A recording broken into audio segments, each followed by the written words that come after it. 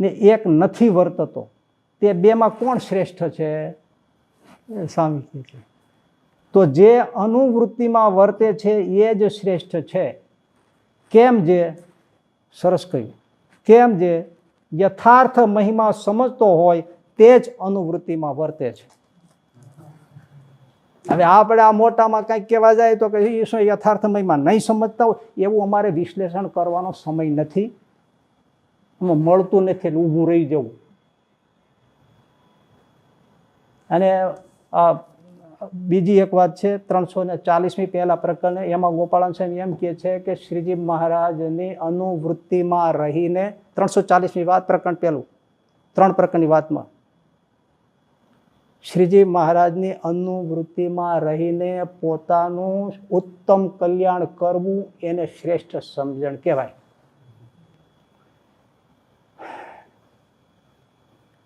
બધા નહોતા વર્તી શકતા મહારાજ વખતે પણ, અને એને લીધે ભેદ પણ પડતો હતો.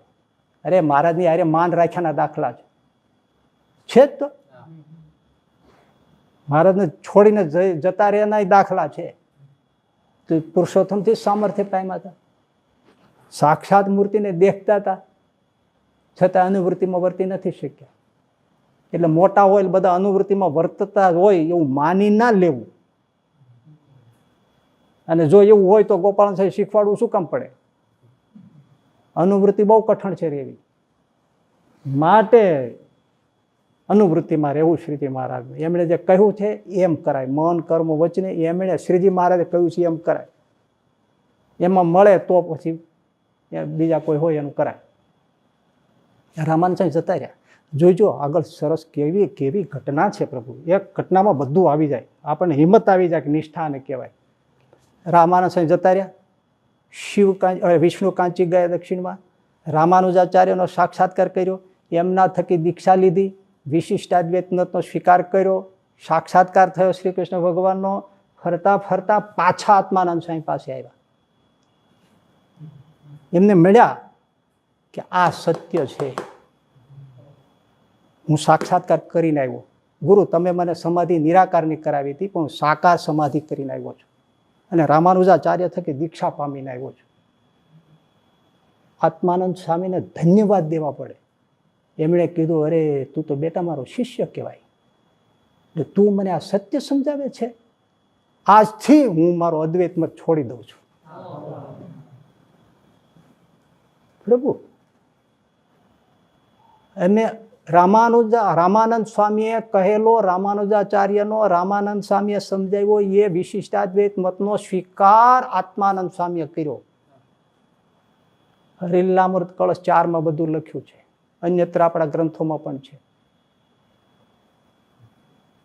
એટલું નહીં પ્રભુ, આત્માનંદ સ્વામી એમણે બધાને પત્રો લખીને એમને જેટલા શિષ્યો હતા એ બધાને બોલાવ્યા અને કહ્યું હું અદ્વૈત મતનો ત્યાગ કરું છું, વિશિષ્ટાદ્વૈતનો સ્વીકાર કરું છું. આજથી તમે જેટલા મારા શિષ્યો છે બધા રામાનંદ સ્વામી કહે એમ કરજો, એમનો વિશિષ્ટાદ્વૈત સિદ્ધાંત માનજો, એમને ગુરુ માનજો, એમના શિષ્ય થઈને રહેજો. મારું કામ પૂરું થયું છે, હવે હું દેહ છોડીને જતો રહેવાનો છું, હવે તમે રામાનંદ સ્વામીને મળીને રહેજો. બધા શિષ્યોને સોંપી દીધા અને અઠવાડિયામાં એમણે દેહ ત્યાગ કરી દીધો. આત્માનંદ સ્વામી સ્વતંત્ર હતા. 2 હરબાઈ ને વાલબાઈ ગુરુની અનુવૃત્તિ ન પાળી તો સંપ્રદાયમાંથી વિમુખ થયા. એ ન કરી શક્યા. બાકી તમામ બધા હતા ને હજી નિરાકાર બ્રહ્મને સાક્ષાત્કાર કરનાર એ કે સામાન્ય હતા ભાઈ, લખુચારણ લોઢવાના. એમને આ ગુરુએ કહ્યું હતું તો ઘણા વખત સુધી ક્યાંય સ્વીકારી નથી શક્યા. પણ મહારાજ એમને ત્યાં 2 મહિના દૂધ માખણ જમાતા ને ગમે તેમ કરીને લખુચારણ લોઢવાના એમને પોતાની પાસે લાવ્યા. અને એમણે પણ નીલકંઠ વર્ણીને સહજાનંદ સ્વામીને સ્વીકારી લીધા. થોડું કઠણ પડ્યું, પણ મહારાજ એમનું અન્ન જમાતા એમને છોડ્યા નહોતા. પ્રભુ આ જે બધું સમજવું ને એ આપણા માટે છે. એ તો બધા કરી આપણે વાંચી નીકળી જાય છે, ટાણું આવે ત્યારે આપણે એવું કરી શકીએ છીએ. 74મો શિક્ષાપત્રીનો શ્લોક એ જ કહે છે મોટા પુરુષ હોય પણ ખોટું શીખવાડે ને તો ઊભું રહી જાવ, એ જ શીખવાડે છે. હવે મૂળ વાત મારે તમને જે કહેવી છે એ, મને બાપાશ્રી સામે જરાય વિરોધ નથી. હું કહું બાપાશ્રી મૂર્તિ રાખો, જરાય વાંધો નથી. એમના નામે જે ખોટું થયું છે ને એ જ છોડવાની વાત છે. એટલે એક પણ વાત એ પણ કહું કે અનાદિ મુક્ત આપણે કોઈ સંતો ભક્તોની આગળ લખીએ ને એ આપણા મૂળ સંપ્રદાય માટે ઠીક નથી. એટલા માટે કે આપણે માનો સમજી ગયા હોય તોય પણ આપણે લખીએ એટલે વાંચનારને તો ભ્રમ થવાનો જ કે આ ઓલી પેલી સ્થિતિની વાત કરે છે. અનાદિ મુક્ત શબ્દ આપણે સંતો ભક્તો આગળ લખવાની એ આપણી પરંપરા નથી મૂળ સંપ્રદાય. એકાંતિક, પરમ એકાંતિક, મુક્તરાજ, મહામુક્તરાજ એવા બધા જ શબ્દો પ્રયોગ છે. એટલે આપણે અનાદિ મુક્ત શબ્દ પ્રયોગ કોઈ સંતો ભક્તો આગળ ન કરીએ એ જ હિતમાં છે. ભ્રમ થશે કે આપેલી સ્થિતિની વાત કરે, મૂર્તિમાં રહીને મૂર્તિને સુખ લેવાની વાત કરે છે. એટલે આપણા મૂળ સંપ્રદાયમાં આ ન હોવું જોઈએ. હું વિનંતી કરું છું કે આમાં ભ્રમ જ થશે. તમને જે લખતા હોય વાપરતા હોય એને બહુ ખોટું પણ લાગે કે એમને આવું કહે છે તો એ બરાબર ન કહેવાય. પણ હું તો મૂળ સંપ્રદાય અને શ્રીજી મહારાજના સિદ્ધાંતને માટે કહું છું, મુમુક્ષુને માટે કહું છું, કોઈને ભ્રમ થાય નહીં એટલા માટે કહું છું. આપણું નીચું મૂકી નહીં પણ આપણે આ કરવું જોઈએ. આપણા મૂળ સંપ્રદાયમાં આપ શબ્દ પ્રયોગ નથી થતો કોઈ સંતો આગળ, કોઈ ભક્તો આગળ. એ તો હકીકત છે.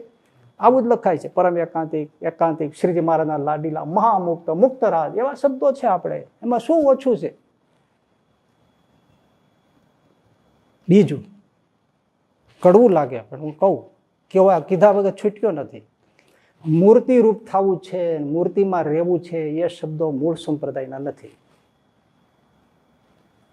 ભગવાનમય થવું છે, ભજનમય થવું છે, ભજનમય રહેવું છે એ આપણા શબ્દો છે. માટે કોઈ આવા કીર્તનો રચ્યા હોય કે આવું લખાયું હોય, આવું છપાયું હોય, આવા પ્રવચનો થયા હોય તો શ્રીજી મહારાજ અને મૂળ સંપ્રદાયના હિતમાં એવું સાહિત્ય દૂર કરવું એ જ હાથ જોડીને વિનંતી કરું છું. હા, આપણું છે જ નહીં. આ બહારનું લઈ લીધું છે, બીજા ખોટું શીખી ગયા છે. મૂર્તિરૂપ થવું છે, મૂર્તિમાં રહેવું છે એ નથી. અનાદિ મુક્ત છે એ નથી. આપણું નથી. એમને જે કહ્યું એ બધું જુદું છે.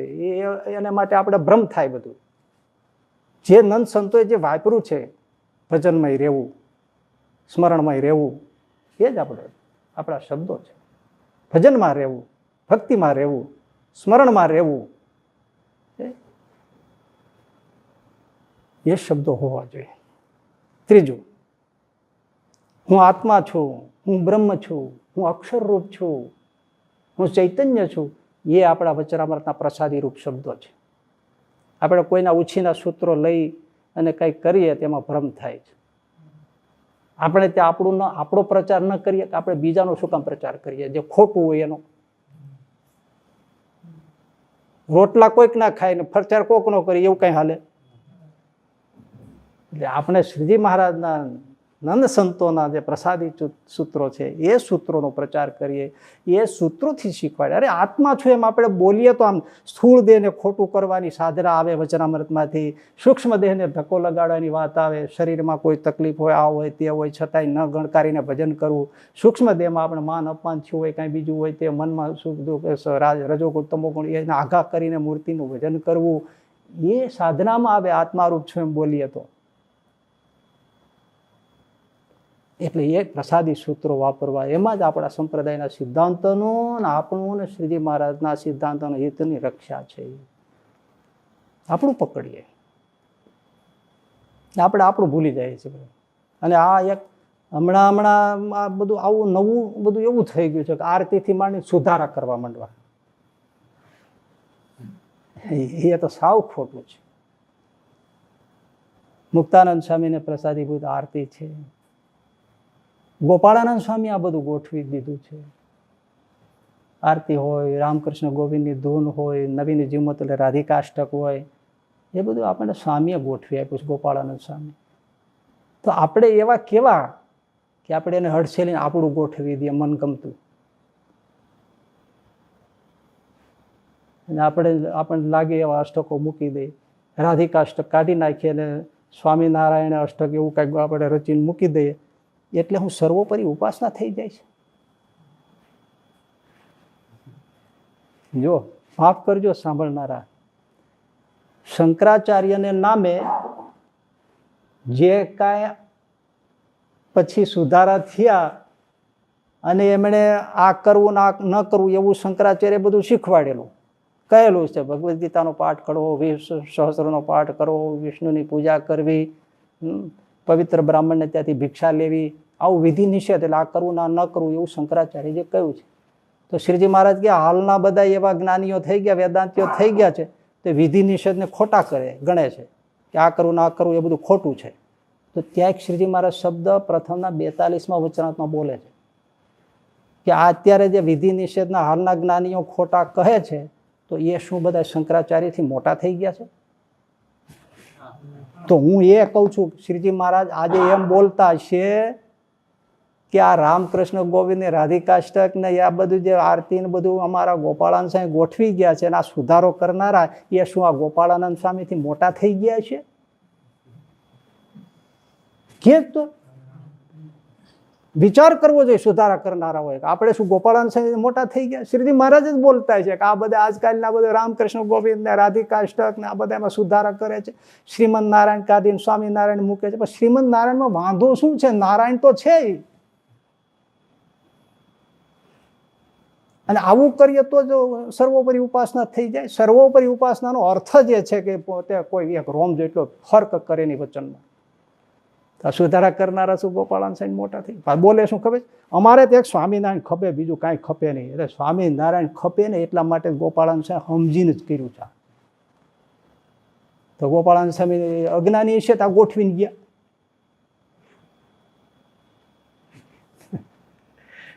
પ્રભુ જો હું તો બોલું, તમારો પરિવાર તો હરેકને હશે ને. એમાં કોઈ દીકરા હોય, દીકરાના દીકરા હોય, ભાઈ હોય, બધા હોય ને પરિવાર. કોઈ તમારું એકનું રાખે અને તમારા પરિવારના સભ્યોને બધા તુષ્કાર કરે ને કાઢી નાખે, તમને રાજી થાવ? ન થાવ. અવતાર અવતારીને કોઈને કોઈ રીતે સંબંધ છે જ. અંત્યના 16મા વચનાત પતિવ્રતાનું શીખવાડે છે. એમાં મહારાજ કે એના સંબંધી જાણીને પણ એને સન્માન આપે, એને પૂજે. તો એને આપણે એમના નથી તો કોના છે? કોઈને કોઈ રીતે સંબંધ છે. તમે જે સંબંધ માનવો હોય તે માનો, પણ સંબંધ તોડી નહીં શકો અવતાર અવતારીનો. એ માનીને જ આ કર્યું છે. એટલા માટે જ કે અવતારોને તર છોડી ના દે. અમારા સંપ્રદાયના લોકો એટલા માટે ગોપાળાનંદ સ્વામી સમજીને મૂક્યું છે. શ્રીજી મહારાજ એટલે જ પધરાવ્યા છે કે આ બધું છોડી ના દે. તો આપણે પાછા ઓવર નીકળી ગયા. બીજું, વિષ્ણુ સહસ્ત્ર છે. ઘણા લોકો શું કહેતા, આ બહુ ઊંચા ચડી ગયા ને સર્વોપરી ઉપાસનામાં. એ તો વિષ્ણુના નામ છે, વિષ્ણુના નથી. પ્રભુ એક કીટ ભ્રંગથી માંડીને પુરુષોત્તમ નારાયણ સુધી જે બધું વિલસી રહ્યું છે ને, એ પરાત્પર નારાયણથી વિલસી રહ્યું છે. એ એમાં નામ છે. બધા અવતારોના નામ છે, બધા દેવોના નામ છે. વિષ્ણુ સહસ્ત્ર કઈ એક વિષ્ણુ પરક નથી, પરાત્પર પુરુષોત્તમ નારાયણ પરક છે. વાંચે તો ખબર પડે ને, પણ અને વાંચન સમજાય તો ખબર પડે ને. તમે મહાપૂજા કરો છો તો મહાપૂજામાં 10 અવતારનું સ્થાપન છે કે નહીં? તો રામકૃષ્ણ ગોવિંદ શું કામ કાઢી નાખો? હું સીધા સાધા પ્રશ્ન કરું. તમે રોજ મહાપૂજા ઘડા રોજ ટોકરી ખખડાવતા હોય, તેમાં 10 અવતારનું સ્થાપન છે, તો રામકૃષ્ણ ગોવિંદ શું કામ કાઢો છો? દેખાડો જ કરવા ને કે અમે સર્વોપરી માનીએ છીએ, એવું એટલું જ કરવા માટે. તમે પોતે સર્વોપરી છો એવું દેખાડવા માટે આ ગોદા મારો છો. સર્વોપરીનો મર્મ જાણતો હોય કોઈ બીજા ન કરે.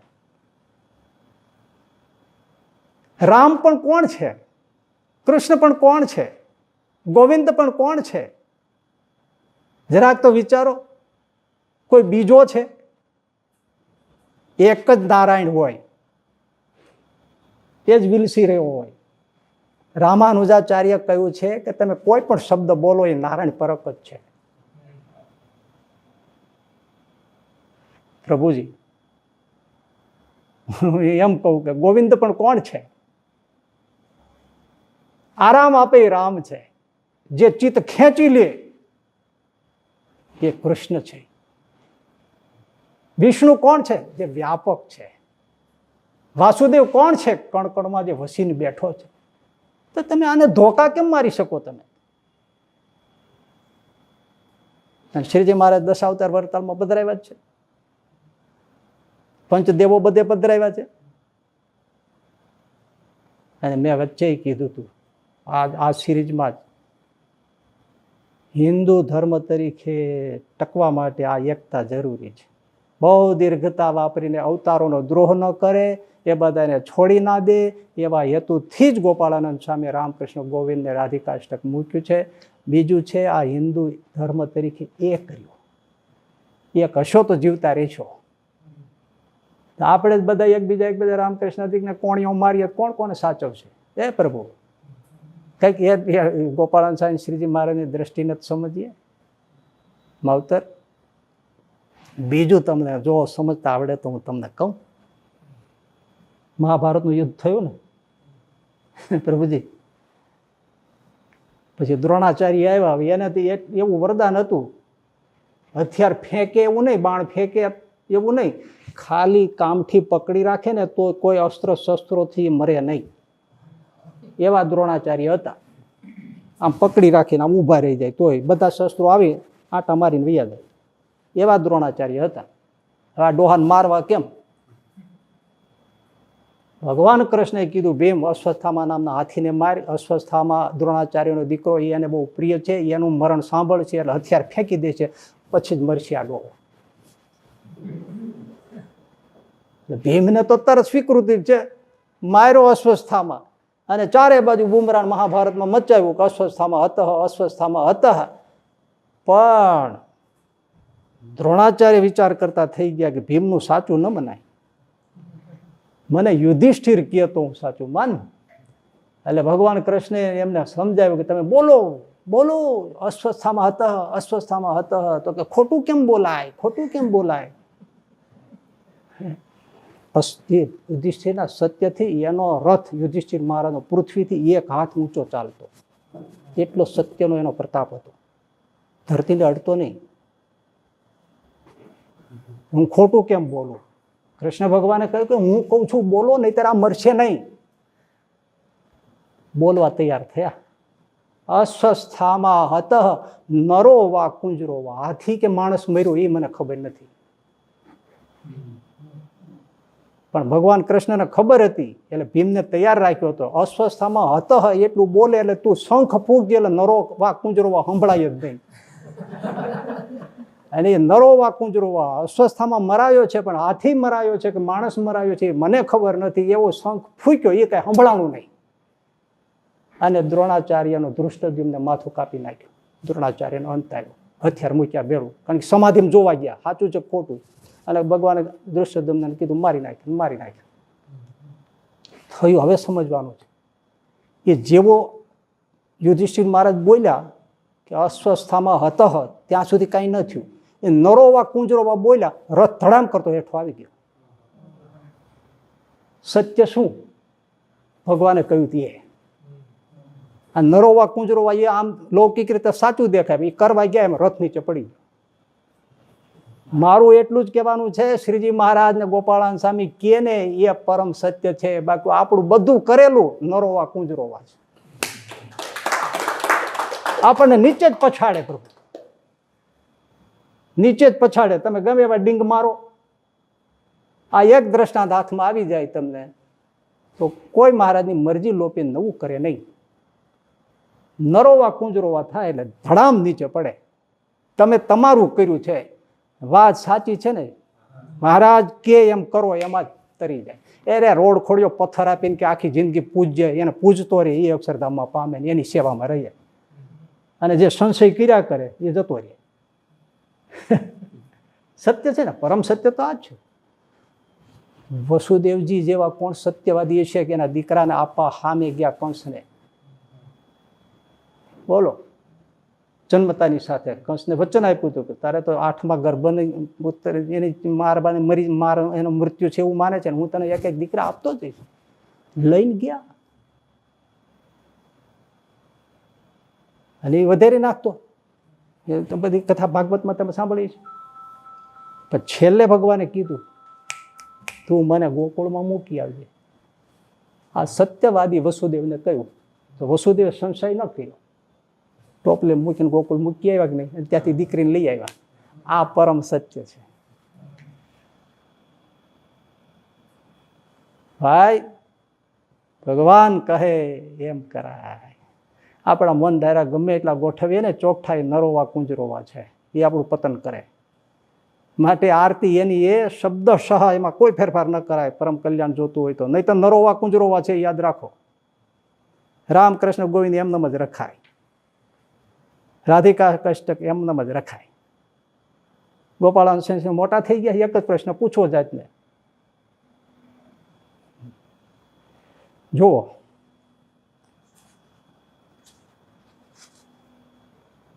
બાપાશ્રી વાળાએ જે કીર્તનો હાથ આવ્યા એમાં મોહન, વનમાળી, સારંગપાણી, ગિરધારી, નટનાગર, નંદલાલ બધા શબ્દો કાઢી નાખ્યા છે. એમને જે ફિટ પડે એ ગોઠવી દે. સુધારો કારણ કે સુધારાની પરંપરા પહેલેથી હાલી આવે છે. એટલે આમ કહો તો આનુવંશિક છે. એટલે એમને કંઈ થડકો જ થતો નથી કે આપણે શું કરીએ છીએ. બંધુ સહજાનંદ તમે જોજો ફેરફાર કરવામાંથી કંઈ રસ આવતો છે ભાઈ. તો પહેલી વાત તો એ છે કે આપણે જે આપણા કવિઓ છે એનું અવમૂલ્યન કરીએ છીએ. કોઈ રસના કવિઓ હોય હાથમાં લે તો રચયિતા સ્વામિનારાયણ ભગવાનના આ પ્રેમાનંદ લખે છે, આવડા મોટા કહે છે ને આમાં પ્રાસ કે પદ, લાલિત્ય કે રસપ્રવાહ તો કંઈ છે નહીં. આપણે જ આપણા પ્રેમાનંદ સ્વામીને સહજાનંદ ખોટું દેખાડીએ છીએ. અને એમ શબ્દો ગોઠવી દીધે સર્વોપરી થાય. સર્વોપરી નિષ્ઠા કહે. સર્વોપરી નિષ્ઠા એ છે કે એના વચનમાં સુકાઈ જાય.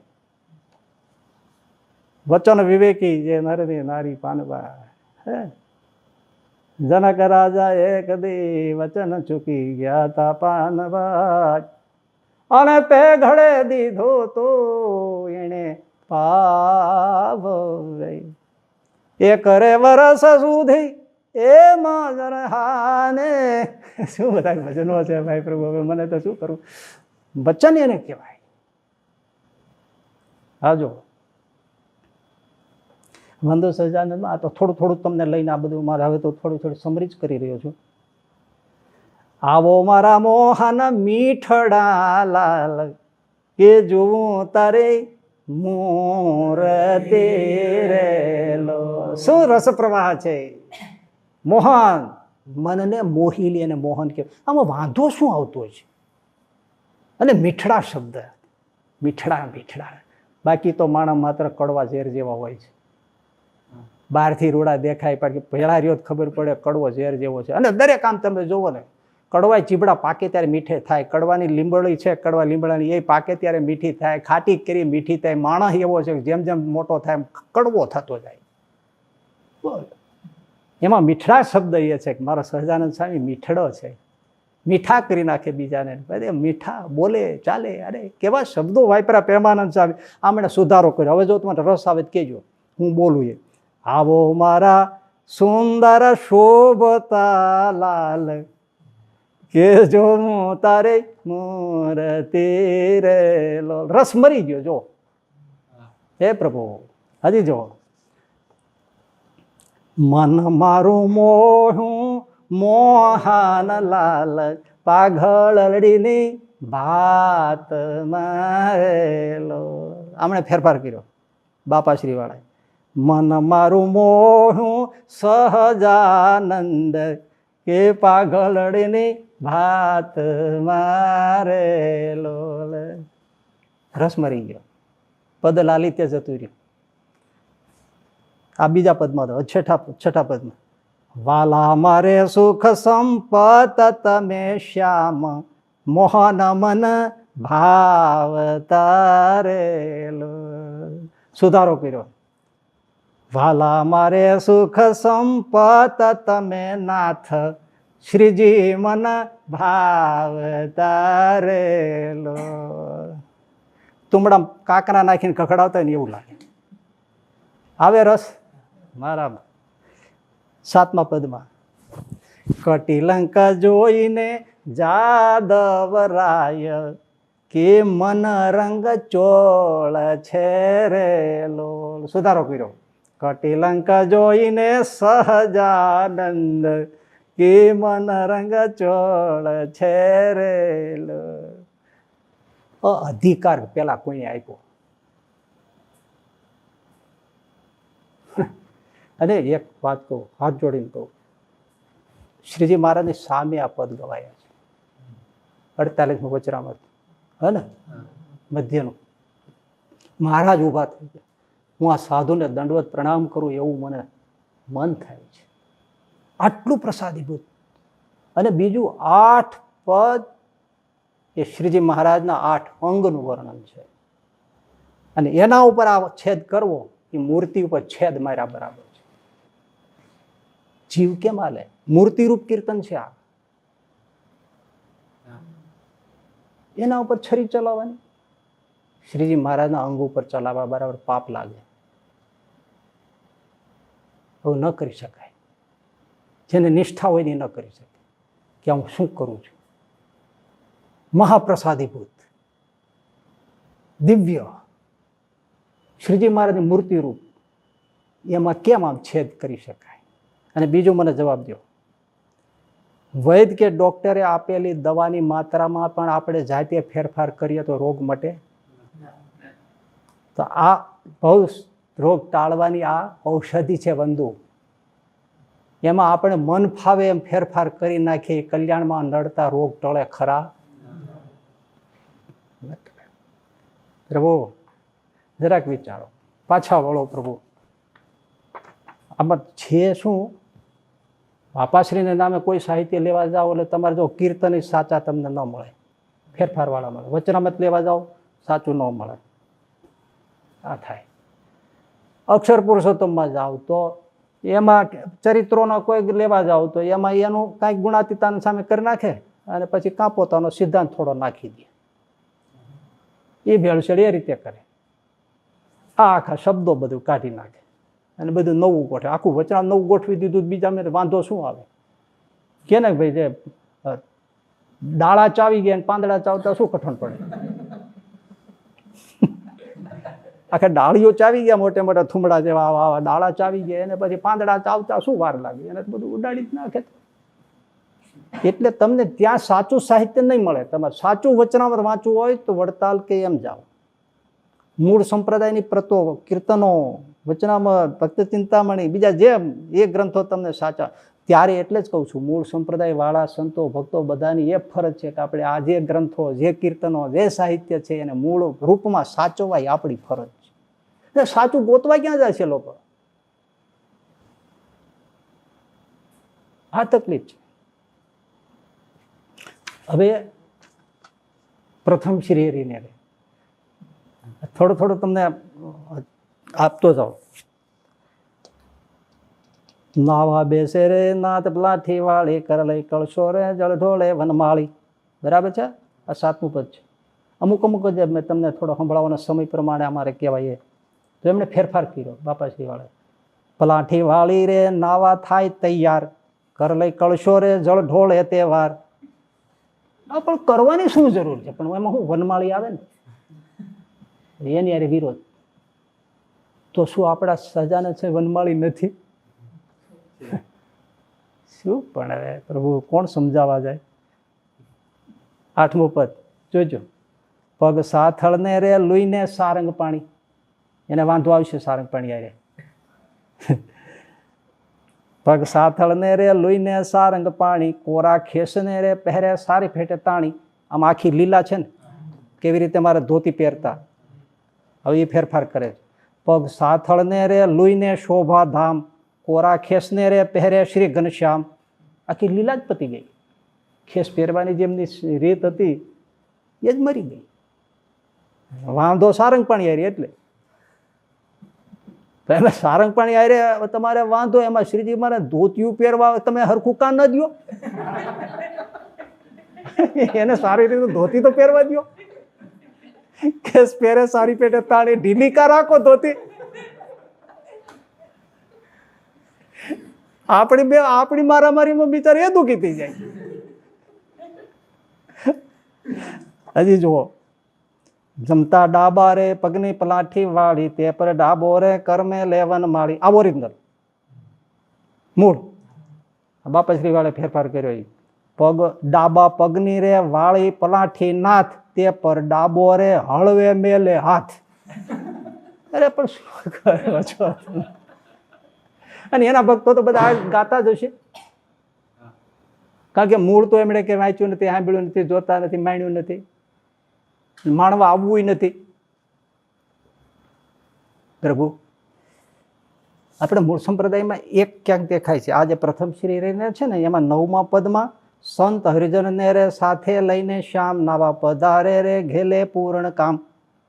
અહીંયા એક ભૂલથી કે ગમે તે રીતે પણ એવું ક્યાંક ક્યાંક હવે છપાઈ ગયું છે, સંત હરિજન ને રે સાથે લઈ ઘનશ્યામ. લઈને શ્યામ, લઈ ઘનશ્યામ કરી નાખ્યું છે. હું આટલું ફેરફાર કરવામાં માનતો નથી, કારણ કે માખી મારે ને ગામડામાં કે માખી મારે ને એ પછી માણા મારે. જે સુધારો કરવા શીખી જાય ને એ પછી બીજો ગમે તે સુધારો કરે. આ તમે બાપાશ્રી જોઈ લ્યો છો, એમણે સુધારો કર્યો તેને ક્યાંય મન અટકતું જ નથી. ત્યાં આપણે આ ઓરિજિનલ મૂકવું જોઈએ. ઓરિજિનલ મૂળ વસ્તુ આ જ છે, સંત હરિજન ને રે સાથે લઈને શ્યામ, નાવા પધારે રે ઘેલે પૂર્ણ કામ. સંત હરિજન ને રે સાથે લઈ ઘનશ્યામ, એમ કરવો મજા જ. મને તો આ ખટકો જ આવે તરત. સાથે લઈને શ્યામ, એ સુધારો કરી જ લેવો જોઈએ. આપણી ફરજ છે મૂળ સંપ્રદાયની, ઓરિજિનલ મૂળ વસ્તુ સાચવવાની.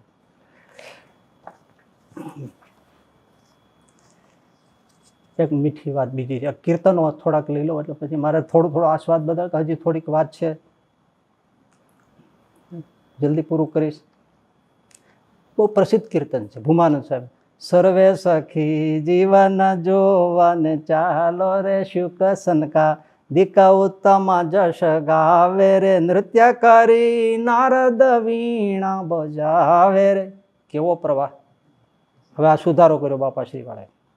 ભક્તોને મુક્તો ઉત્તમ યશ ગાવે રે, નૃત્ય કરી સંતો વાજિંત્રો વજાવે રે. મારી માં, અરે પુરુષોત્તમ નારાયણ સર્વ જીવના જીવન છે. એ જ્યારે આવતા હોય ત્યારે નારદ સનકા સુખ સનકાદિક એ નૃત્ય ન કરતા હોય, વધાવતા ન હોય, એ ગસજસ ગાતા ન હોય તો કોણ હોય? ઉલટાનું કેટલું ઉત્તમ વસ્તુ છે. અને નારદજી વીણા વગાડતા હોય, સુખ સનકાદિક જસ ગાતા હોય, એ તો પુરુષોત્તમ નારાયણનું વૈભવ છે. અને રસ પ્રવાહ છે, વૈભવ છે. ઉલટાનું કેટલું સારું પ્રમાણ છે, કાઢી નાખ્યું. અને નારદ ને સુખ ને સંતાદિક બધાની યારે વિરોધ. આ મનમુખીપણું કહેવાય. મનમુખી હોય ત્યાં કલ્યાણ ના હોય. એક આ તો તમે ક્લિપ્સ બધી સાંભળી જશે ને, એમાં તો કાંઈ કહેવામાં બાધે નથી. જોઈ મૂર્તિ મનોહર તારી, માવારે મારા નેણા લોભાણા, મોળીડા ઉપર નવલ કલંગી, શોભે છે અતિ સારી, માવારે મારા નેણા લોભાણા. બ્રહ્માનંદ કહે એ છબી ઉપર, સરવસ નાખું વારી, માવારે મારા નેણા લોભાણા. હે બ્રહ્માનંદ સાહેબ, શ્રીજી મહારાજનું વર્ણન કરી નામ કે એ છબી ઉપર અક્ષર પુરુષોત્તમ વાળાએ લીટી લીટીમાં ફેરફાર કરી નાખ્યો. કારણ કે એમ મેં કીધું ને, કા ચરિત્રોમાં ભેળસેળ કરે અને પોતાનું નાખે. પોતાનું નાખવા માટે એક શબ્દમાં ફેરફાર કર્યો. બ્રહ્માનંદ કહે આ છબી ઉપર, સરવસ નાખું વારી, માવારે મારા નેણા લોભાણા. એ કાઢીને આ કર્યો. એટલે પોતે જે સંત છે એ છબી ઉપર સર્વસ્વ નાખું વારી, એવો અર્થ એમણે લીધો. એ તો બતાવે, તમે વિડીયો જોયું છે એમાં, કે હું કહું એવું નથી. પણ બ્રહ્માનંદ સ્વામીને રોવું આવી જાય એવી વાત છે કે મેં પદ કોઈ તમારા સંતો માટે લખ્યું નથી, મેં આ છોગલાવાળા માટે લખ્યું છે, શ્રીજી મહારાજ માટે લખ્યું છે. આપણે મુમુક્ષુએ વિચારવાની જરૂર છે કે સાચું ખોળવું, સાચું ઉપાસવું, સાચું તપાસવું, સાચી વસ્તુ મેળવવી. મેં તો આ તમને રજૂ કરી દીધું. અને મૂળ સંપ્રદાયની ફરજ છે કે સાચું સાચવવું, ઓરિજિનલ સાચવવું. થોડી વાત કહું કે સંપ્રદાયના સળંગની વાત પૂરી થાય છે. અને આ મારો છેલ્લું પ્રવચન છે. ઉપસંહાર હવે થોડો કહી દઉં છું. દેવ મંદિર, આચાર્ય, સાધુ, ભક્તો અને શાસ્ત્રો 6 અંગ, એમાં જોડાઈને રહેવું, એમાં જ પરમ કલ્યાણ છે. છૂટી પડી ગયાથી કલ્યાણ નથી, મનમુખી થઈ જવાથી કલ્યાણ નથી, લોકમાં વાહવા થઈ જાય. શિક્ષાપત્રી લખીને શ્રીજી મહારાજ કહ્યું છે કે આ શિક્ષાપત્રીથી બહાર વર્તે એ અમારા સંપ્રદાયથી બહાર છે, એમ અમારા સંપ્રદાય વાળા એ જાણવું. હવે આપણે એ લખીને ગયા છે, પછી ગમે એટલું માનીએ તો હવે એ તો જુદું જુદું જ. તો આ ઘણાને કઠણ પડે એટલે શું કે પોતાના મનમાયનું જેને કરવું છે એ લોકો શું કે શ્રીજી મહારાજ બંધારણ બાંધીને ગયા છે ક્યાં? આ શિક્ષાપત્રી શું છે? આચાર્ય સ્થાપ્યા, દીક્ષા વિધિ બાંધી દીધી, મૂર્તિ પ્રતિષ્ઠાનું કહી દીધું, એ બધા જે અંગો છે એ બધા એના ક્યાં ફરજ છે, ક્યાં કર્તવ્ય છે એ કહ્યું, દંડ વિધાન શું હોય, પ્રાયશ્ચિત વિધાન શું હોય, શાસ્ત્ર કેટલા માનવા, કોના ભાષ્યો માનવા, કોના ન માનવા, અરે કેવું તિલક કરવું, કેવો ચાંદલો કરવો, કેવી કંઠી પહેરવી, બધું જ કહી ગયા છે. પણ જેને એમાં વર્તવું નથી એટલે એમ જ કહી દે કે ક્યાં બંધારણ બાંધીને ગયા છે. અરે this is the constitution of Swaminarayan સંપ્રદાય. આ સ્વામિનારાયણ સંપ્રદાયનું બંધારણ છે શિક્ષાપત્રી, એમાં રહેવું જોઈએ. મારા દુઃખ સાથે એક વાત કરવી છે. એ બાપાશ્રીને માનનારા એક ભાઈ લોયાનું 18મું વચનામૃત સમજાવતા હતા, અને એમાં દિવ્ય ભગવાનને જાણવા ક્યારે મનુષ્ય ભાવ ન લાવવો એનું જ આખું વચનામૃત છે. એ વરાહને ભજનારા શું ભગવાનના ધામમાં વરાહ જ થતા છે, એ જે વાત છે ને બધી. એટલે ભગવાનના સ્વરૂપમાં, ભગવાનની મૂર્તિમાં, ભગવાનના ચરિત્રમાં લેશ માત્ર મનુષ્ય ભાવ ન લાવવો એ જ ભગવાનને પરમ કલ્યાણનું, જાણીને પરમ કલ્યાણનું કારણ છે. એ બધી વાતો કરી. અને ત્યાં સુધી મહારાજ બોલ્યા કે ભગવાનના ભક્તો હોય એમાં કોઈ કોઢી હોય, કોઈ લંગડો હોય, એમાંય મનુષ્ય ભાવ ન લાવવો તો પરમેશ્વરમાં કેમ પરઠાય મનુષ્ય ભાવ? આટલું દિવ્ય ભાવ સમજાવતું લોયાનું 18મું વચનામૃત છે. હવે તમે ધ્યાનથી સાંભળજો. તો બાપાશ્રીને માનનારા એક ભાઈ આ લોયાનું 18મું વચનામૃત સમજાવતા સમજાવતા એમ કહેવા માંડ્યા કે આ સંપ્રદાય ઉદ્ભવ્યો કેમ તમને ખબર છે? એક મોટા ભાઈ, એક નાના ભાઈ, એના દીકરાઓ, એનો પરિવાર, એના વ્યવસ્થા માટે આ વ્યવહારની સ્થાપના થઈ છે. ઓ મારા ભા, આ મેં સાંભળ્યું ને મને તો બહુ બળતરા થઈ, દુઃખ થઈ ગયું. શ્રીજી મહારાજે શું એમના ભાઈઓના દીકરા માટે આ બધું ગાદીના સ્થાપન આ બધું એમણે એટલા માટે કર્યું છે? તમે એક વસ્તુ જુઓ કે એમણે દિવ્ય ભાવ સમજાવતા સમજાવતા શ્રીજી મહારાજ માં જ મનુષ્ય ભાવ પરથી દીધો.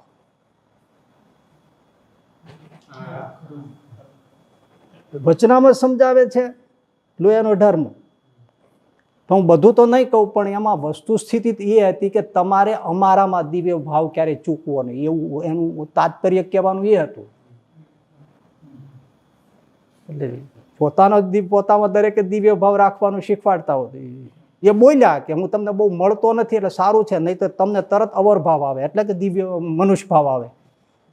એટલે પોતામાં દિવ્ય ભાવ રાખવાની વાત સમજાય. શ્રીજી મહારાજનું જે થતું હોય થાય.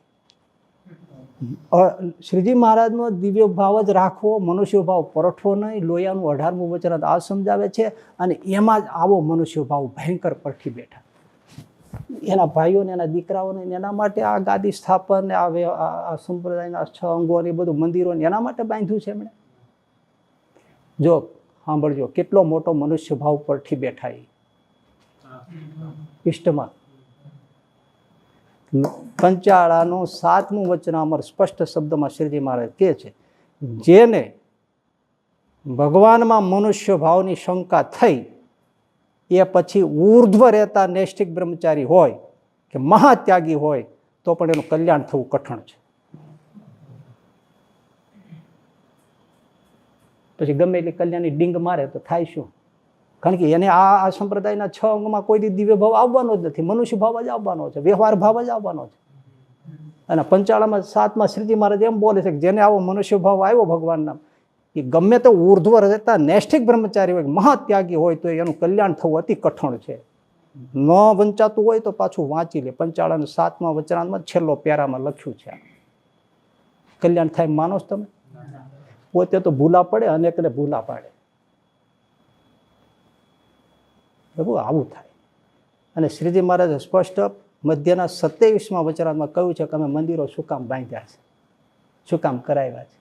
2 જ વાત માટે. ઉપાસનાનું અખંડ રે, ઉપાસના અખંડ રે અને પાછળથી અંધ પરંપરા ન ચાલે માટે.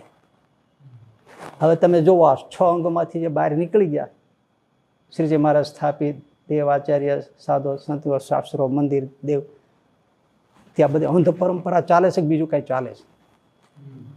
બોલો. અને ઉપાસના શુદ્ધ રહી છે? એટલા માટે વળગી રહેવાની વાત છે. વળગી રહેશો તો જ ઉપાસના શુદ્ધ રહેશે. વળગી રહેશો તો અંધ પરંપરા ઊભી નહીં થઈ શકે. અને એ નહીં થાય, 2 વસ્તુ અખંડ રહેશે, શુદ્ધ ઉપાસના રહેશે અને પરંપરા શુદ્ધ રહેશે, તો જ તમારું કલ્યાણ થશે. બરાબર છે? આ વ્યવહાર સ્થાપન નથી, કલ્યાણના હિતની વાત છે, અનંત જીવોની. એટલે મહારાજ કે મેં મંદિરો કર્યા છે આ બાબત માટે. એને એમ કહેવાય કે એના દીકરા માટે, એના ભાઈઓ માટે આ બધું કર્યું છે. એના માટે અવતાર લઈને પૃથ્વી પર આવ્યા હતા. જેનું ભજન કરે છે એમાં આ ભાવ છે. પ્રભુજી, હું તમને પ્રસંગ કહું. રઘુવીરજી મહારાજ ને નિત્યાનંદ સ્વામી, ગોપાળાનંદ સ્વામી બધા સાંભળજો, એ સુરત આવ્યા હતા. સત્સંગ સમાજ સુરતનો તો કેટલો મોહબતીલો પ્રેમાળ. અર્ધેશ્વર પારજી મારે તો સ્વધામ પધારી ગયા પછીની વાત છે આ. અને આ બધા મોટા મોટા ગોપાળાનંદ સાહેબ, નિત્યાનંદ સાહેબ ને રઘુવીરજી મહારાજ બધા સુરતમાં પધાર્યા છે. હિલોળ હોય ને સુરતમાં. હે, અર્ધેશ્વર પારસી પણ મહારાજના પરમ ભક્ત, રોજ આવે. પણ એક વસ્તુ બને, ગોપાળાનંદ સ્વામીને દંડવત કરે, રઘુવીરજી મહારાજને ન કરે. ગ્રહસ્થ જાણે, પગે લાગીને પછી સ્વામી પાસે બેસે. રઘુવીરજી મહારાજ પર કે ભાવ ન થાય, કારણ કે એને પોતાના જેવા ગ્રહસ્થ લાગે. આ મારે શું કહેવાનું છે? શ્રીજી મહારાજ વ્યવહાર સ્થાપિત નથી ગયા, પરમ કલ્યાણી પરબ બાંધીને ગયા છે, મર્યાદા બાંધીને ગયા છે. નિત્યાનંદ સ્વામીએ ગોપાળાનંદ સ્વામીને કીધું, સ્વામી એક વાત કરવી છે. સ્વામી કે શું છે સ્વામી? તો અર્ધેશ્વર પારસીને સાચું સમજાવવું પડશે. કેમ? રઘુવીરજી મહારાજને દંડવત કરતા નથી અને એનો મહિમા જરાય નથી. આ વ્યવહાર માટે કરે છે. નિત્યાનંદ સ્વામીને ક્યાં દીકરા ગદરાવવા હતા તાકીએ? ગોપાળાનંદ સ્વામી દીકરા ગદરાવવા હતા? પરમ કલ્યાણની પરબ હતી. નિત્યાનંદ સ્વામી એટલે ચિંતા કરી. ગોપાળાનંદ સ્વામી કીધું, સ્વામી એને જરાય મહિમા નથી, એને કંઈક સમજાવવું પડશે. તમે એક મા બાપ કાંઈક એવો ચમત્કાર કે કંઈક ઘટના કે કંઈક કરો કે જેથી એ સમજે સાચું. કેવી મોટા સંતોની વાત છે. હું તો આ વિચારું, મને આમ ક્યારેક ખરેખર આ વિરુદ્ધમાં બોલનારા શું કરે છે? કેટલા આંધળા ભીત થઈ ગયા છે, કેટલા બીજાના આંખે પાટા બંધાવે છે. ગોપાળાનંદ સ્વામી કે સારું, હું કરું છું. અર્ધેશ્વર પારસી બેઠા હતા બીજે દિવસે, અને ગોપાળાનંદ સ્વામી એટલે કેશવદાસ સ્વામી હતા ને, એમની સામે આમ જોયું, ધડામ દઈને સમાધિ થઈ ગઈ, પડી ગયા. એટલે અર્ધેશ્વર પારસી કે આ શું થયું? તો સાધુને સમાધિ થઈ ગઈ. એમ? હાથ નાડી જોઈએ તો કાંઈ નહીં. સ્વામી કે હવે એને થઈ જાય છે, એક બાજુ સુવડાવી દો એને. એટલે એક બાજુ રૂમમાં ઓઢાડી સુડાઈ દીધા. એ તો સમાધિસ્થ થઈ ગયા. એક દિવસ ગયો, એક રાત ગઈ, બીજો દિવસ, બીજી રાત, ત્રીજો દિવસ, ત્રીજી રાત, ચોથે દિવસે હર્ષદ પારસી આવે, રોજ ત્યાં આટા મારીને આવે, સાધુ તેમને પડ્યા જ છે. ચોથો દિવસ થયો, અર્ધેશ્વર પારસીએ કીધું ગોપાળાન સાહેબ કે સાહેબ ઓલા સાધુ ખરેખર સમાધિમાં ગયા છે કે? સ્વામી કે એ તો સમાધિમાં જ છે. તો ઉઠાડો ને. તો કે મારું કામ નથી. ગોપાળાન સ્વામી કે તો હવે શું થશે? તમે રઘુવીરજી મહારાજ પાસે જાઓ, અને રઘુવીરજી મહારાજ આવે અને એ સાધુને ઉઠાડે તોય ઉઠે. કેવી સ્વામીએ લીલા કરી. અર્ધેશ્વર પાસે કે એવું તો કે હા, તમે શું માનો છો રઘુવીરજી મહારાજને? એટલે ગયા કે મા બાપ પેલા સાધુ 3 દિન 3 રાતથી સમાધિમાં કે છે, ગોપાલ સાહેબ પીડ્યા છે, તો એને જગાડો. એટલે તરત રઘુવીરજી મહારાજ આવ્યા. ઓ કેશોદાજી જાગો જાગો, 3 વાર બોલ્યા, 3 ચપટી વગાડી, બેઠા થઈ ગયા. અર્ધેશ્વર પાછી દંડવત કરવા માંડ્યા રઘુવીરજી મહારાજ. અરે મા બાપ મેં તમને આવવા નહોતા જ અહીંયા. નિત્યાનંદ સાહેબ ખુશ થઈ ગયા. અર્ધેશ્વર પાછી દંડવત કરતા થઈ ગયા. આ મહિમા સ્થાપે છે શું કામ? એને દીકરા ગદરાવા? અરે કલ્યાણની વાત છે, મર્યાદાની વાત છે. ઉપાસના બગડી ન જાય, ભેળસેળ ન થઈ જાય, અંધ પરંપરા ન ચાલે. અંધ પરંપરા જ તો બીજું શું? ભગવાનને મુકાવીને ગુરુઓના ધ્યાન કરાવવા, માનસી કરાવી, આ કરાવો તે કરાવો, મન ફાવે તે મૂર્તિઓ પધરાવી એ કરવું, શાસ્ત્રોમાં આમાં ઘાલમેળ કરીને ઊભું કરવું. અંધ પરંપરા નહીં તો શું? એની નીચે કોઈ શબ્દ મળતો હોય ને એ વાપરી શકાય. એવું ના થાય એટલા માટે બાંધ્યું છે. અને તમે પાછા એ બોલ્યા બાપાશ્રી જે વાત હું કરું છું ને એ કે કોઈ સ્થાનમાં રહેવાથી કલ્યાણ થાય છે? કલ્યાણ તો શ્રીજી મહારાજની મૂર્તિથી છે. એટલે કહેવાનું કે હા વડતાલ ના અંતે એમ રહેવામાંથી કલ્યાણ થાય છે? કલ્યાણ તો શ્રીજી મહારાજ થકી છે. વાત ઉત્તમ લાગે પણ પ્રભુ એવું નથી. સ્થાનમાં તો એ વખતે નંદ સંતો કોઈ ગામડામાં હરિમંદિર હોય ત્યાં રહેતા હોય, બધા કે વડતાલમાં રહેતા હોય તો જ કલ્યાણ થાય એવું અમે ક્યાં કીધું? મૂળ શ્રીજી મહારાજે નથી કીધું. પણ આ બે વસ્તુ સચવાય એ માટે જોડાઈ રહેવાનું તો કયું જ છે. ઉપાસના શુદ્ધ રહે અને પરંપરા શુદ્ધ રહે, તત્વજ્ઞાનની સિદ્ધાંતોની. ગુરુ પરંપરા એટલે શું? મૂળ સિદ્ધાંતો એક ગુરુ પોતાના શિષ્યોને આપતો જાય, સંપ્રદાયનો સિદ્ધાંત આપતો જાય. જે ગુણાતીતાને છે બાલ મુકુદાસ સ્વામીને આપ્યો, બાલ મુકુદાસ આપણા ગુરુદેવ શાસ્ત્રી મહારાજને આપ્યો, એ શાસ્ત્રી મહારાજે અમને આપ્યો, એ આજ હું તમને આપું છું. આ છે સિદ્ધાંત. મને ન મળ્યો હોત તો હું તમને શું કહેવાનો હતો? આ સાચા ગુરુનો પ્રતાપ છે. સાચા ગુરુ મળે તો શું થાય? ગુરુદેવ શાસ્ત્રીજી મહારાજે એક દોરો ઘાલમેલ ન કરી તો આજ હું તમને કહી શકું છું. અને હું મારી જાતને ભાગ્યશાળી માનું છું. શ્રીજી મહારાજે મને નિમિત્ત બનાવીને મૂળ સંપ્રદાયના સિદ્ધાંતોનું કાંઈક કહેવાનું મને એક નિમિત્ત બનાવ્યો છે. પણ પ્રતાપ ગુરુદેવનો છે. એ મને ન મળ્યા હોત તો, અને એમને બાલ મુકુદાસજી સ્વામી ન મળ્યા હોત તો ક્યાંથી થાય? એ એટલા માટે જોડાઈ રહ્યો. સ્થાન એટલે કઈ વડતાલ કે અમદાવાદ કે ગઢડા કે પડ્યું રહેવાની વાત નથી. આત્મા તો થાય છે શું? માથે આવે એટલે કેવું થાય? તમને એક કામ, એક ગામમાં માથા ભારે માણસ વેપારીને ત્યાં નામું રાખે, મન ફાવે તે લઈ આવે. ઓલો બિચારો માથા ભારે માણસ હારે કંઈ બોલી શકે નહીં. લાવે એટલે આવે, નામું લખી રાખજે, લખી વાળજે એમ કઈ લઈને નીકળી જાય. પછી પેલા વેપારી ક્યારે કે એને મોટા માથા ભારે બાપા જ કહેવા પડે, એ બાપા હવે હિસાબ સમજીએ, બાપા હિસાબ સમજ્યું, લખી વાળ્યું. બહુ આગ્રહ કર્યો ને એકવાર, એટલે પછી કીધું હાલ ત્યારે રોજ તું વેપારી ચોંટ્યો છે, હાલ હિસાબ કાઢ, શું છે આપણું શું છે. એટલે કે બાપુ જો બાપા 500 ગ્રામ તમાકુ, કાન પકડી વાત, 500 ગ્રામ હોપારી, કાન પકડી વાત, એટલે આટલું છે મારું આપવાનું. એક તેલનો ડબ્બો, અરે ભાઈનો ગોલકુના, એ તો જબ લીધો તબદીનો, જ્યારે ડબ્બો લીધો ત્યારે જ પૈસા ચૂકવી દીધા છે, હાલ આગળ હાલ $500 ગ્રામ વરિયાળી, કાન પકડી વાત. 500 ગ્રામ દાણાદાર, કાન પકડી વાત. એક વેજીટેબલ ઘીનો ડબ્બો, અરે ભાઈ ગોલ કોના, એ તો જબ લીધો તબ દીનો, જયારે લીધું ત્યારે રોકડા પૈસા દીધા, કાઢી નાખ, કાલ બીજું બોલ. એમાં માથે આવે ને ત્યારે આવું થાય. આ બહાર નીકળી જાય ને એ બધાને શું દૂધ પાણી ગાળીને વાપરવા, કાન પકડી વાત. ગુરુનું અપમાન ન કરવું, કાન પકડી વાત. ગુરુને દર્શને જાવ ત્યારે ખાલી હાથે ન જાવ, કાન પકડી વાત. સંતનો સમાગમ રોજ કરવો, કાન પકડી વાત. દીક્ષા સાધુ હોય, આચાર્ય ધર્મવંશી હોય, એના થકી લેવી, ફેણું ગોલ કુના. એ તો કાર્ય સત્સંગ કહેવાય, એ તો વ્યવહાર કહેવાય.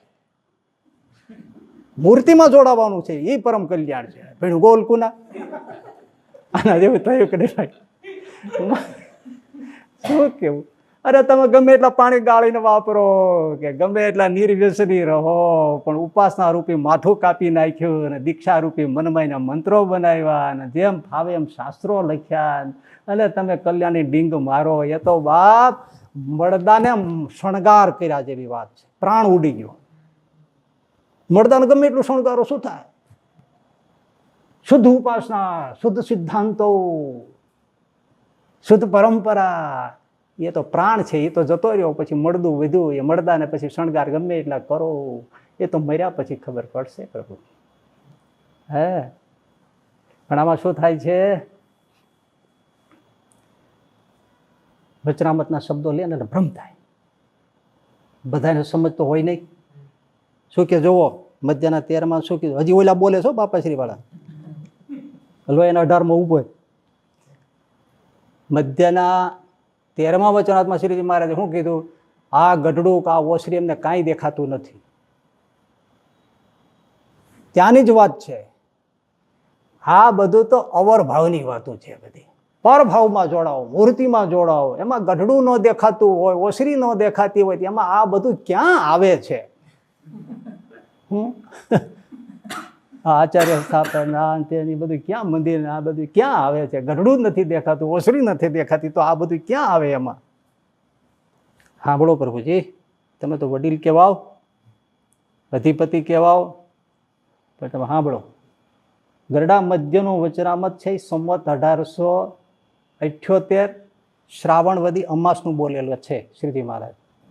એના પછી એક્ઝેક્ટ 6 મહિના પછી એ અષાઢી વર્ષ બદલાતું ત્યારે, એટલે આમ એ નવા વર્ષનો શ્રાવણ મહિનો એટલે બીજો મહિનો કહેવાય. એ અમાસ હતી 78 સંવત્સર 1878 શ્રાવણવદી અમાસ. વર્ષ શરૂ થયો અષાઢી વર્ષે એટલે બીજો મહિનો પૂરો થયો. એના પછી એક્ઝેક્ટ 6 મહિને નરનારાયણ દેવની અમદાવાદમાં પ્રતિષ્ઠા કરી છે. આ ગઢડું નહોતું દેખાતું તો કર્યું કેમ? ભુજમાં પધરાવ્યા, મંદિર કર્યું. પછી આ ધોલેરા, જુનાગઢ, ગરડા, વડતાલ બધે 6 મંદિરો કર્યા. આચાર્યનું સ્થાપન કર્યું, 2 ગાદી કરી, લક્ષ્મીનારાયણ દેવ, નરનારાયણ દેવ. હું પહેલા ક્યાંક પ્રવચનમાં બોલ્યો છું કે નરનારાયણ દેવ, લક્ષ્મીનારાયણ દેવની ગાદી પીઠાધિપીઠ તરીકે સ્થાપિત કરી શું કામ? અવધપીઠને રઘુપીર પીઠ રાખ્યું તો વાંધો શું આવે? ઉત્તરપીઠને દક્ષિણ પીઠ રાખ્યું તો વાંધો શું હોત? ધર્મપીઠને ભક્તિપીઠ નામ રાખ્યું તો વાંધો શું હોત? પણ લક્ષ્મીનારાયણ દેવની પીઠ અને નરનારાયણ દેવ પીઠ એ શા માટે સ્થાપન કરી કે કોઈ અવતારને છોડીને જાય નહીં? પ્રભુજી બરાબર છે ને મારી વાત?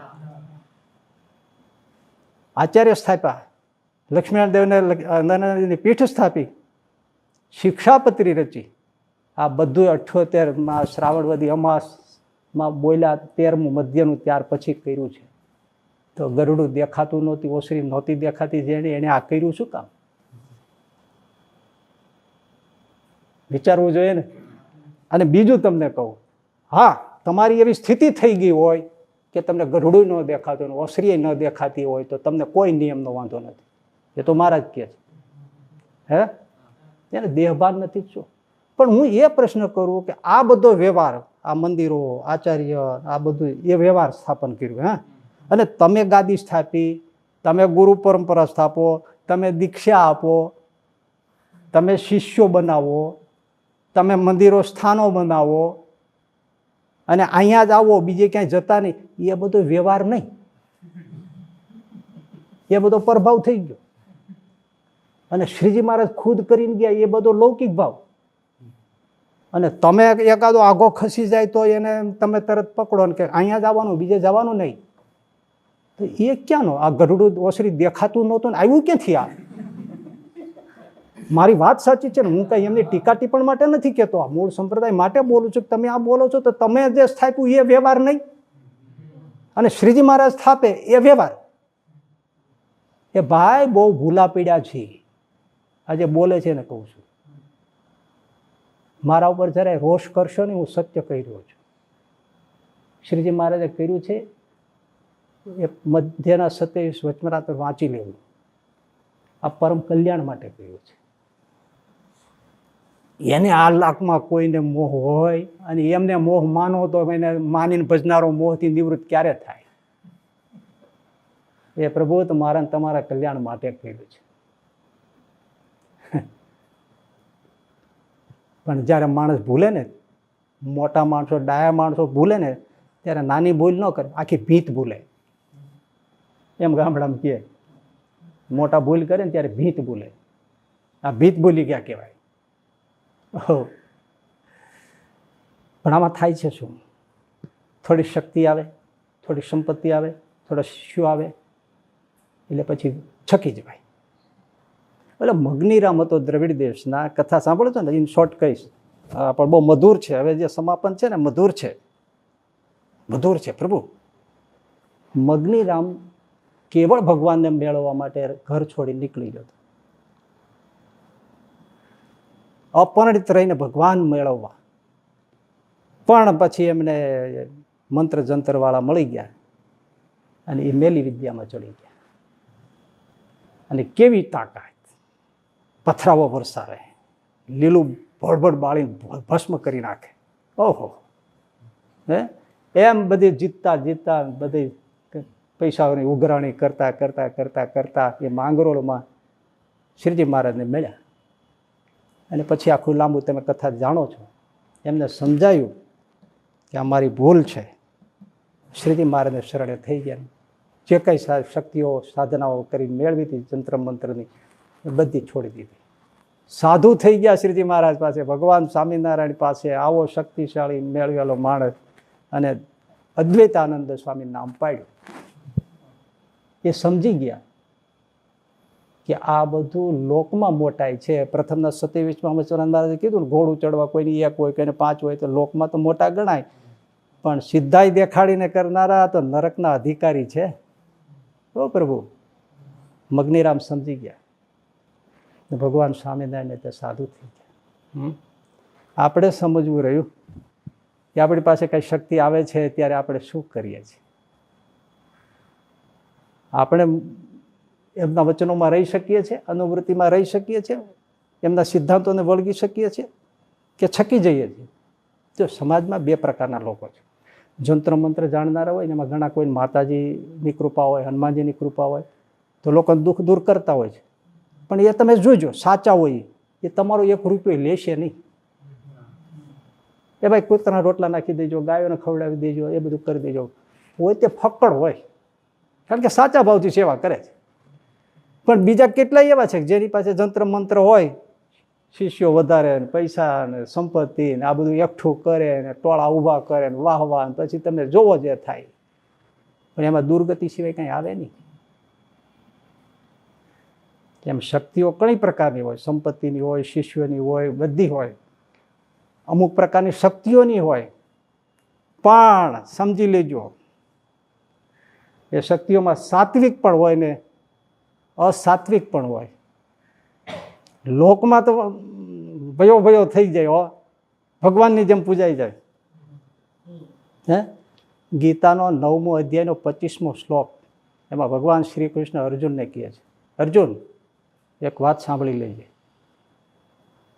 પ્રભુ બોલો, મને ભજનારા મને જ પામે છે, દેવતાઓને ભજનારા દેવતાઓને પામે છે, પિતૃઓને ભજનારા પિતૃઓને પામે છે, અને ભૂત પ્રેતને ભજનારા ભૂત પ્રેતને પામે છે. પ્રભુ ગમે તે કંઈક ઓલી શક્તિઓથી માણસ મેળવી જાય લોકમાં, આ લોકમાં તો વાહ વાહ થઈ જાય, પણ મર્યા પછી દુર્ગતિ સિવાય કંઈ આવે નહીં. અને અનંત કાળ સુધી આપણું શું થશે એ વિચારી લેવાય. પોતે પોતાના દુશ્મન ન થવાય. આપણે વિચારવું જોઈએ કે મારું મર્યા પછી શું થશે. આ લોકમાં વાહ વાહ કરવાનો અર્થ શું છે ભાઈ? આપણી પાસે ક્યાં રાજ છે? મોટા મોટા ભરતુહરી મહારાજા જેવા બધું છોડીને ભગવાનને અર્થે નીકળી ગયા છે, તો આપણે શું છે? પણ અહીંના મોહ પામી ગયા. મારા જેવો કોઈ નહીં. મહારાજ કે પૃથ્વીનું રાજ આવે તોય દિન આધીન રહે, એના ઉપર અમે રાજી. ભગવાન જેવા ઐશ્વર્ય આવે છતાંય દિન આધીન રહે એવા સાધુ ઉપર અમે રાજી. તો આપણે બધું છોડીને આ મૂળમાં રહેવાની વાત છે, મૂળ સિદ્ધાંતોમાં રહેવાની વાત છે. શ્રીજી મહારાજે થાપેલી સળંગ મર્યાદામાં રહેવાની વાત છે, કે જે દેવ આચાર્ય મંદિર શાસ્ત્રો સાધુ એમાં રહેવાની વાત છે, મૂળ સિદ્ધાંતોમાં રહેવાની વાત છે. જો પોતાની દુર્ગતિ ન કરવી હોય તો કવિ કાગ બાપુએ એક દ્રષ્ટાંત દીધું છે.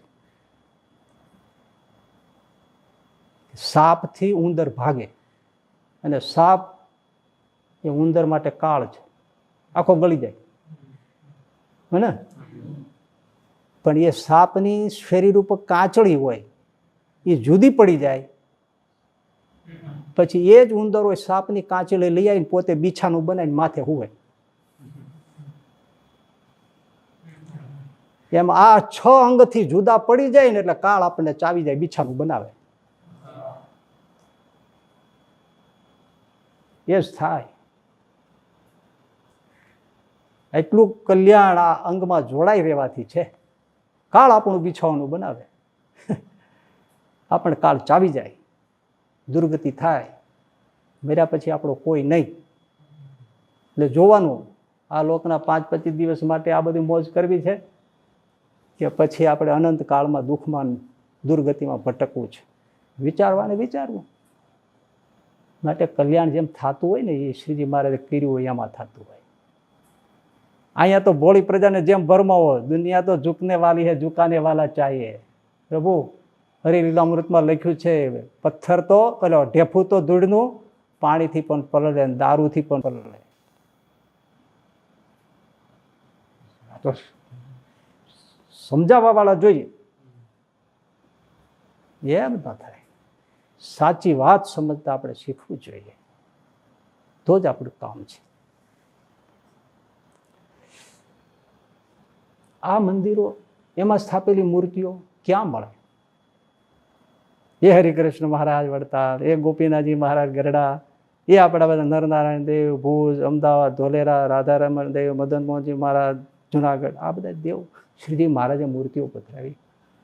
ગમે એવા મોટા આવશે અને મૂર્તિઓ પધરાવશે, પણ શ્રીજી મહારાજે પધરાવેલી મૂર્તિઓ સમાન થશે?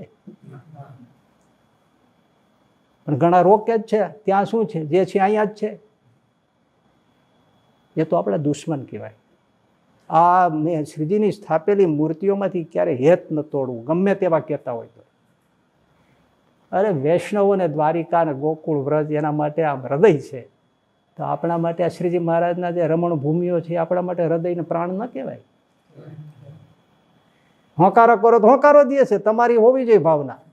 જો મને 150 વર્ષ હરિકૃષ્ણ મહારાજનો પાટોત્સવ થયો ને 1974 કે જે ઈસવીસન, મારી દીક્ષાનો 150 વર્ષનો પાટોત્સવ. સંજાયા ગામ છે આજુબાજુ, ત્યાં જ ત્યારે ઘટના બની. એ ઘણાને ભૂલાઈ ગઈ છે ને કદાચ કોઈને યાદ નહીં હોય, પણ મારો તો દીક્ષા દિવસ હતો એ મને યાદ છે. એટલું બધું માણસ હતું, અકડે ઠાઠ મેદની હતી, હૈયું દળાય એટલું. 150 વર્ષનો હરિકૃષ્ણ મહારાજ પાટોત્સવ. સંજાયામાં ગામ સંજાયા, એમાં એક વૃદ્ધ માજી હતા. એને આ ઉત્સવ વખતે 2 આંખે મોતિયા પાક્યા. એવા પરમ ભક્ત.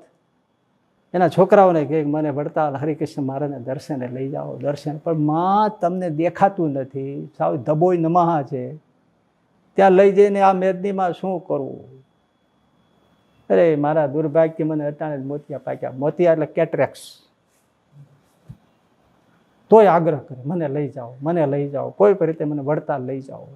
છોકરાઓ લાવ્યા. ઘટના જોઈજો. હરિકૃષ્ણ મહારાજને આગળ માજીને લઈને બેઠા રાખ્યા, લ્યો માં આ હરિકૃષ્ણ મહારાજ. પણ માને કાંઈ દેખાય નહીં, બે આંખે કેટરેક્સ મોતિયા, એટલે રડી પડ્યા અને માથું બે હાથમાં છુપાવી ધ્રુસકે ધ્રુસકે રડી પડ્યા. મારા દુર્ભાગ્ય મને દર્શન થતા નથી. એ વખતે શું થયું? બે આંખમાંથી કેટરેક્સ મોતિયા ક્યાં ગયા ખબર ન પડે. આમ ઊંચું કરીને જોવે, દીવા જેવી આંખો, મોતી પરોવ એવી આંખો થઈ ગઈ. અને એક હરિકૃષ્ણ મહારાજના દર્શન આપ્યા. પ્રભુ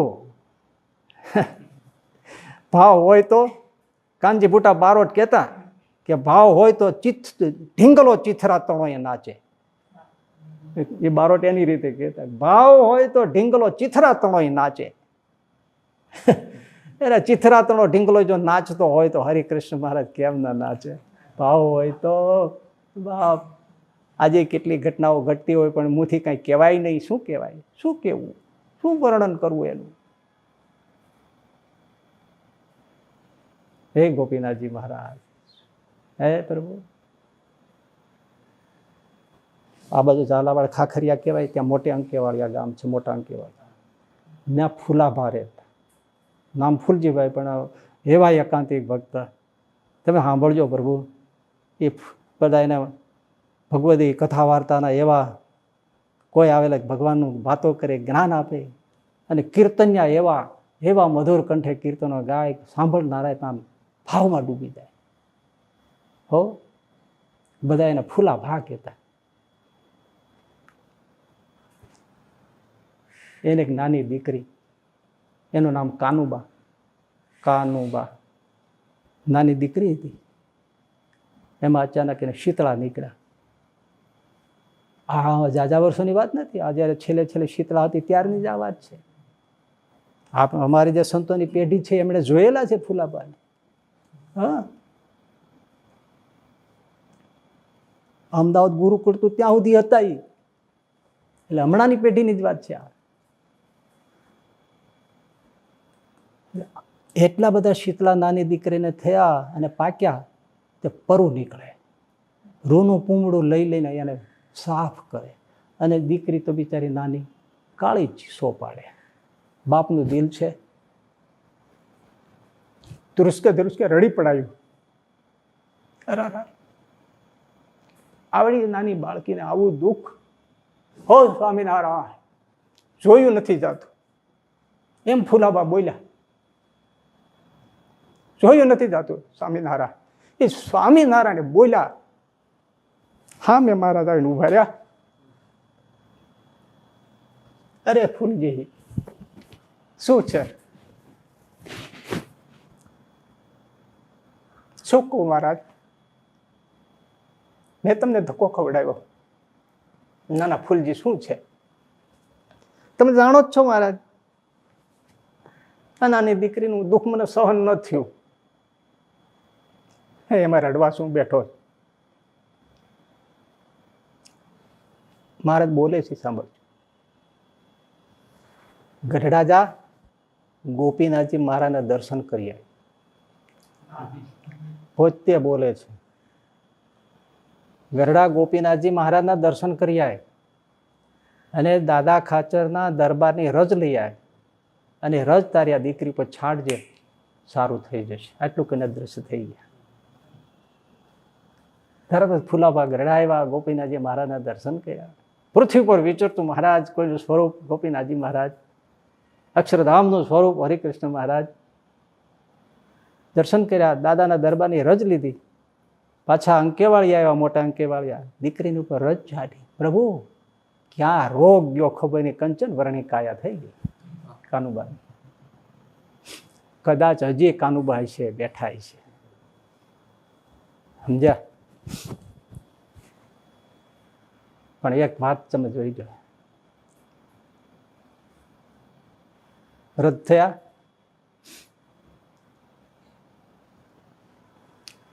પથારી હોય, નબળાઈ હોય, એમાં મનસુભાઈ કરીને હરિભગત હતા, એમણે પૂછી નાખ્યું, ફુલાભા ધામમાં કેદી જવું છે? કાલે જ. આવતીકાલે જ.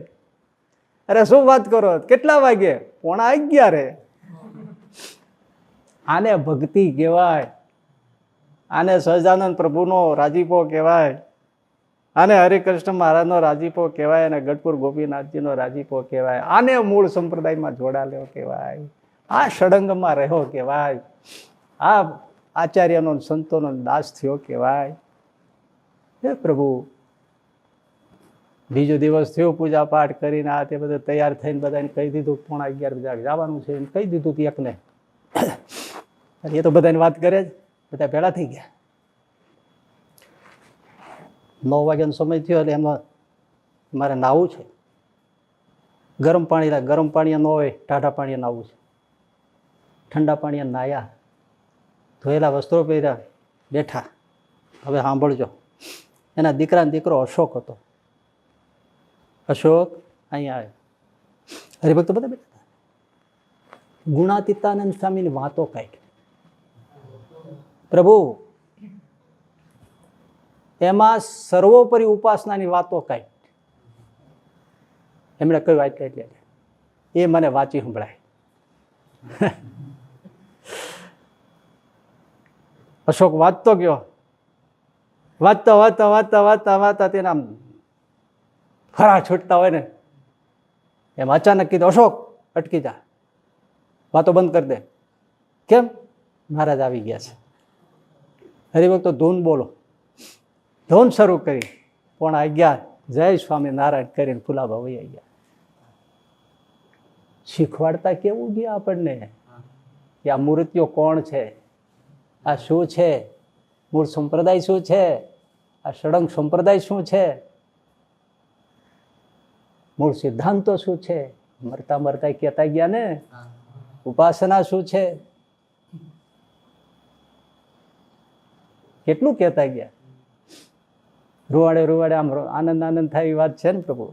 હા, ઇન શોર્ટ હવે પૂરું કરું છું. ગુરુદેવ શાસ્ત્રીજી મારા ધામમાં ગયા ને પછી વડતાલમાં બધા દેવોને અમને 6 મંદિરોમાં થાળ ને શ્રદ્ધાંજલિ સભા ને બધું કર્યું હતું. આ વડતાલની એક વાત કરું છું. આ પ્રેરણા મળે એટલે મારે કંઈ મારા ગુરુનું નામ દઈને મારે કોઈને કાંઈ જોડવા નથી. એમાં પ્રેરણા મળે એટલા માટે વાત કરી રહ્યો છું.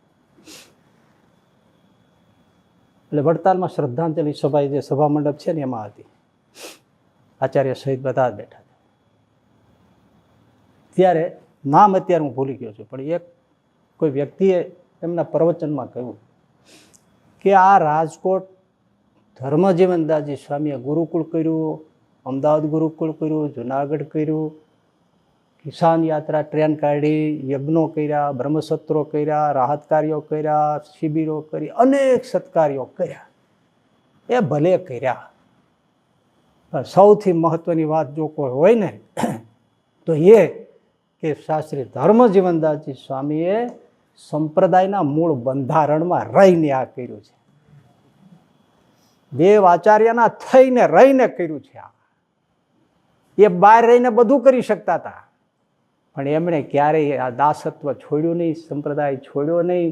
એ દેવ આચાર્યને આ મંદિરો જે છે એને ક્યારેય છોડ્યા નહીં. અને એમને જેટલું કષ્ટ આવ્યું એટલું કોઈને નહીં આવ્યું હોય સંપ્રદાયમાં, છતાં એમણે છોડ્યું નથી. આ મહત્વની વાત છે. પ્રભુ અમને એનું જ બળ છે. હા, એ આ સંપ્રદાય છે, એ ષડંગ સંપ્રદાય, 6 અંગવાળો એ સંપ્રદાય જે હું અત્યાર સુધી એના ઉપર વાતો કરી રહ્યો છું એ છે. શ્રીજી મહારાજ સ્થાપીને ગયા વ્યવહાર સ્થાપન નથી, પરમ કલ્યાણનું બંધારણ છે. એમાં આપણે રહેવાનું છે. છેલ્લે એક ફરીથી મને જે એક વાત વાંચવી ગમે છે એટલે કહું કે આ વાત જીવમાં વણી રાખવી. ગોપાળાનું સામે પ્રથમ પ્રકરણની 19મી વાત જે કરી છે એ કે આપણને ગમે તે સાંભળવા મળે, ગમે તેવા ગ્રંથો મળે, ગમે તેનું લખાણ મળે, ગમે તેવા પુરુષો મળે, ગમે તેવા ચમત્કારીવાળા, અરે ગમે તેવા અંતર્યામી મળે. પણ ગોપાળા સાહેબ શીખવાડે છે કે શાસ્ત્ર સાથે એના સિદ્ધાંતોને મેળવવા. જો મળે તો એના થઈને રહેવું, મન કર્મ વચ્ચે અનુવૃત્તિમાં રહેવું. ન મળે તો ઊભા રહી જવું. એ ફરીથી વાત આ સમાપનમાં હું વાંચી રહ્યો છું. અને સત્પુરુષને સંગે કરીને જીવ સુખીઓ થઈ જાય છે.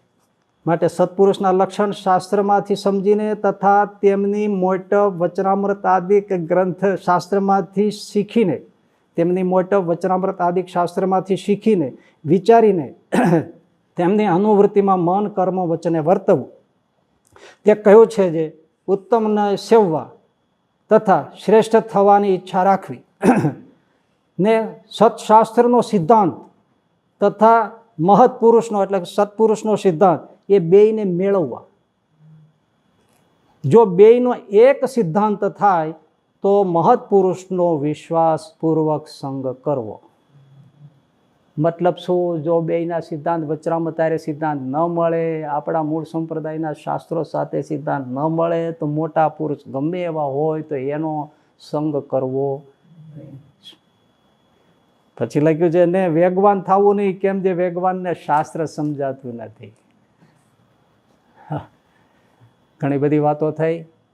કેવળ ને કેવળ શ્રીજી મહારાજના સિદ્ધાંતોને સાચવવા માટે, મૂળ સંપ્રદાયને સાચવવા માટે, શુદ્ધ ઉપાસનાને સાચવવા માટે, ભેળસેળથી બચવા માટે, ગમે તેવી મોટી વાતો ડીંગની કલ્યાણની થતી હોય તો પણ કલ્યાણ જેમ થતું હોય એમ જ થાય.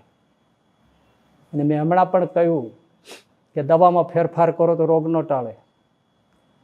રોગ હંમેશા અસલી દવાથી જ મટે. નકલી દવા બજારમાં બહુ છે. ઘણા સાચા ડૉક્ટર હોય છે એ તરફ ભલામણ કરતા હોય છે અસલી ગોતજો દવા.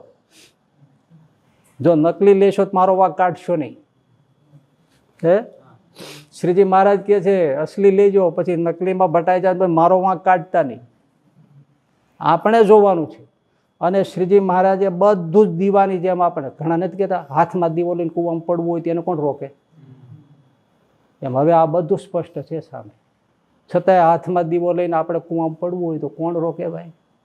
એટલે મેં તો કેવળ ને કેવળ આ શ્રીજી મહારાજના સિદ્ધાંતોને સાચવા, રક્ષવા અને ગોપાળાનંદ સ્વામી, નંદ સંતો એનું ભૂંડું ન દેખાય, એના માથે ઘા ન થાય. આપણા જે સિદ્ધાંતો શ્રીજી મહારાજે થાય એના ઉપર ઘા ન થાય અને પરમ કલ્યાણની પરબંધ ચાલુ રહે, અખંડ રહે, શુદ્ધ ઉપાસના રહે, શુદ્ધ સિદ્ધાંતો જળવાઈ રહે, પ્રાણ બચે પ્રાણ. એના માટે અમે કહ્યું છે. એમાં કોઈને કડવું લાગ્યું હોય, ખોટું લાગ્યું હોય, વડીલ છો બધા, તમે સંપ્રદાયમાં બધા મોટા છો, પણ છતાંય માનસિક આપને સૌને દંડવત પ્રણામ કરીને વિનંતી કરું છું, પાછા વળો.